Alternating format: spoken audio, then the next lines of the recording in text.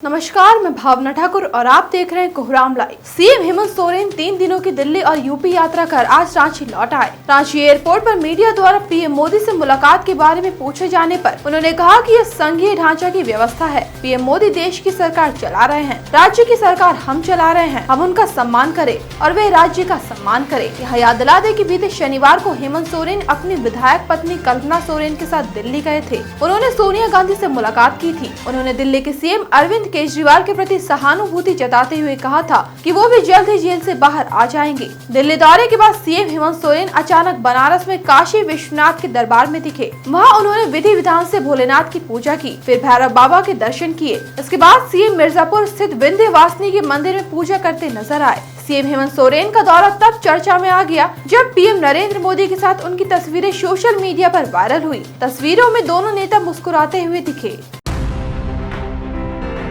बिहार में senior IAS Sanjeev Hans के यहां आज ईडी ने दबिश दी। 1997 बैच के आईएएस संजीव हंस बिहार सरकार में ऊर्जा विभाग के प्रधान सचिव है। वहीं उनके साथ ईडी पूर्व विधायक गुलाब यादव के ठिकानों को भी खंगाल रही है। ईडी की ये रेड दिल्ली, पुणे और बिहार सहित कई ठिकानों पर की जा रही है। जैसे ही ईडी की टीम आज सुबह रेड के लिए निकली, वैसे ही उनके घर तक पहुंचने वाले रास्ते को बंद कर दिया गया, जिसे बाद में खोल दिया गया। इसके बाद गुलाब यादव के झंझारपुर स्थित गंगापुर आवास, पटना और पुणे के ठिकानों को ईडी खंगाल रही है। इनके साथ ही कुछ और लोगों के ठिकानों पर भी ईडी पहुंची है। आईएएस और पूर्व विधायक के यहाँ यह छापेमारी धन शोधन निवारण अधिनियम के तहत की जा रही है। सूत्रों के मुताबिक गुलाब यादव संजीव हंस के करीबी माने जाते हैं। इस बार के लोकसभा चुनावों में गुलाब यादव ने यूपी की पूर्व सीएम मायावती की बहुजन समाज पार्टी के टिकट पर चुनाव लड़ा था। वे साल 2015 से 2020 तक झंझारपुर के विधायक रहे हैं। नीट यूजी पेपर लीक मामले में सीबीआई ने सिविल इंजीनियर पंकज कुमार उर्फ आदित्य को अपनी कस्टडी में लिया है। पटना से गिरफ्तार इंजीनियर की निशानदेही पर हजारीबाग से राजू सिंह को भी गिरफ्तार किया गया। इंजीनियर पंकज कुमार पर हजारीबाग में एनटीए ट्रंक से नीट यूजी पेपर चुराने का इल्जाम है। वहीं राजू पर इस काम में पंकज की मदद करने का इल्जाम है। इस केस में सीबीआई ने पहले भी हजारीबाग से ओएसिस स्कूल के प्रिंसिपल, वाइस प्रिंसिपल समेत 3 लोगों को अरेस्ट किया है। सीबीआई के मुताबिक अब तक इस केस में कुल 14 लोग गिरफ्तार किए जा चुके हैं।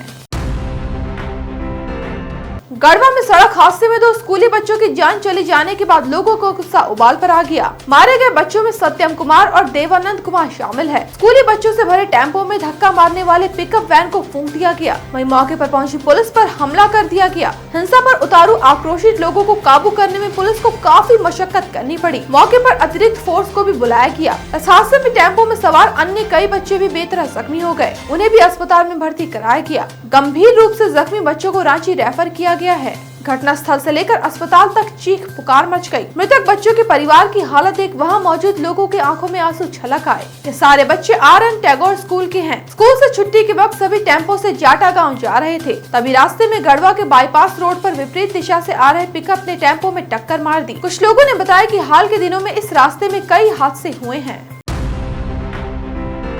सपना का अरमान जब पूरा नहीं हुआ तो वो दुल्हन बनने से इनकार कर गई। उसकी जिद और हट के सामने परिवार भी थक गया। नतीजा, सपना की छोटी बहन को सजा सवार दुल्हन बनाकर जयमाला के लिए भेजा गया। अब की दूल्हे टुनटुन को शक हो गया था कि दुल्हन बदल दी गई है। दूल्हा भी बिदक गया। वह भी जिद पर अड़ गया कि सपना नहीं तो कोई और नहीं। बात इतनी बिगड़ गई कि मारपीट की नौबत आ गई। ज्यादातर बाराती शराती को समझ ही नहीं आया कि आखिर हुआ क्या है। दूल्हे ने फोन कर पुलिस को बुला लिया। दुल्हन का अरमान जान थानेदार का भी माथा ठनक गया। दरअसल दुल्हन को शादी का जोड़ा पसंद नहीं था। रूठी दुल्हन के नहीं मानने पर दोनों पक्ष के कुछ लोगों को थाना ले जाया गया। वहां पुलिस ने दोनों पक्षों को खूब समझाया बुझाया। उसके बाद दुल्हन शादी के लिए राजी हुई। फिर थाना परिसर में ही बने मंदिर में दोनों ने 7 फेरे लिए। थानेदार ने दोनों को शगुन दे विदा किया। शादी में खाने पीने को लेकर की गई सारी तैयारियां धरी की धरी रह गई। दूल्हा टुनटुन गायघाट प्रखंड से बारात लेकर धूम नगरी बखरी गाँव पहुँचा था। यह चौंकाने वाला वाकया मुजफ्फरपुर से सामने आया है।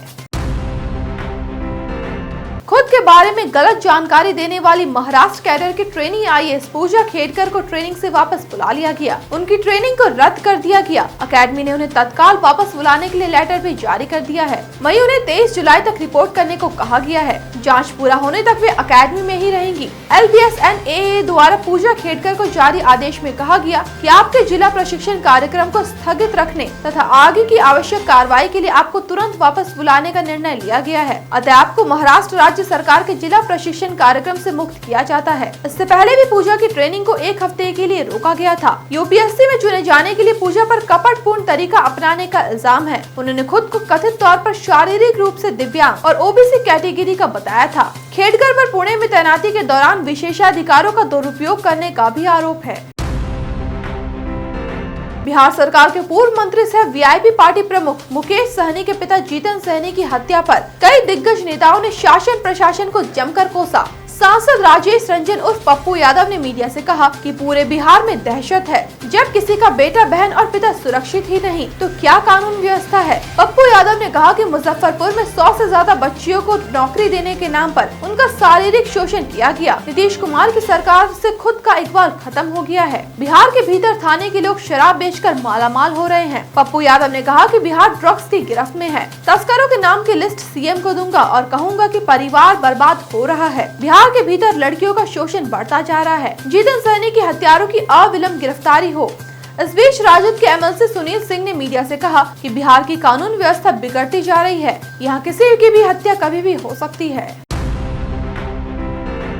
चोरी करने वाले चोर को जब यह पता चला कि घर दिवंगत कवि नारायण सुर्वे का है तो उसने सभी सामान वापस रख दिए और एक माफीनामा भी लिखकर टांग दिया। चोर ने लिखा कि मुझे पता नहीं था कि ये घर नारायण सुर्वे का है, नहीं तो मैं कभी यहाँ चोरी नहीं करता। मुझे माफ करिए, मैं जो आपका सामान चुराया हूँ वो वापस लौटा रहा हूँ। मैं टीवी भी लेकर गया था, वो भी वापस रख दिया है, सॉरी। इस घर में दिवंगत कवि की बेटी सुजाता और दामाद गणेश खारे रहते हैं। इनका घर महाराष्ट्र के रायगढ़ के नेरल में है। बेटी दामाद ने कवि सुर्वे की सारी यादें घर में संजो कर रखी हैं। घारे दंपत्ति अपने लड़के से मिलने बाहर गए हैं। चोर खिड़की तोड़कर घर के अंदर घुसे। घर में कोई कीमती गहने जेवरात नहीं मिले। चोर घर में लगे एलईडी टीवी, बर्तन, तांबे पीतल के सामान और अनाज चोरी करते रहे। लगातार 3 रोज तक चोरी करते रहे। चोरों को घर की दीवार पर नारायण सुर्वे की फोटो दिख गई। तब चोरों को पछतावा हुआ और माफीनामा के साथ सारे सामान वापस रख दिए गए। पुलिस केस दर्ज कर सीसीटीवी फुटेज के आधार पर चोरों को खोज रही है। ये खबर सोशल मीडिया पर खूब वायरल हो रही है। ऐसे ही दिन भर की बड़ी खबरों के लिए जुड़े रहिए कोहरामलाइव.com के साथ।